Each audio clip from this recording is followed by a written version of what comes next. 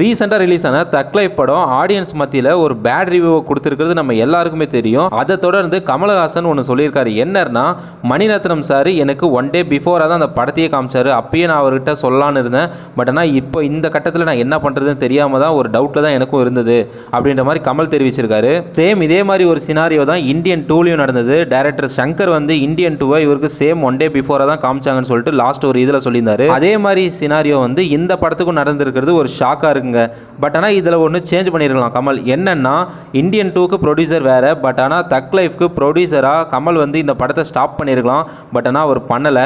எதனாலன்னு தெரியல. மணிரத்னம் சார் இந்த மாதிரி பண்ணுவார் நான் எதிர்பார்க்கல அப்படின்ற மாதிரி அவர் ஒரு ஸ்டேட்மெண்ட்டை கொடுத்துருக்காரு. ஸோ இதுக்கு யார் பொறுப்பு எடுத்துப்பாங்க அப்படின்றது தெரியலைங்க. ஓவராலாக அந்த ஒரு 200 கோடி பட்ஜெட் படம் இப்போதைக்கு ஓவராலாக 4 நாளில் 90 கோடி மட்டும் தான் கலெக்ஷன் பண்ணியிருக்கு. ஸோ அது போட்ட ஒரு அமௌண்ட்டையே எடுக்குமா இல்லையா அப்படின்றது தெரியல. பட் ஆனால் இது வந்து ஒரு மிகப்பெரிய அடியாக தான் கமலுக்கு இருக்கும். என்ன எப்படியோங்க, சிம்புக்கு வந்து ரொம்ப நாளாக படம் எதுவுமே கிளிக் ஆகாமல் இருந்தது. பட் இந்த படத்தில் அவருடைய போர்ஷன், அவருடைய சீன்ஸும் நடிப்பும் பக்காவாக பண்ணிட்டாரு. அவருக்கு எந்த ஒரு டிராபேக்கும் படத்தில் சொல்ல கிடையாதுங்க.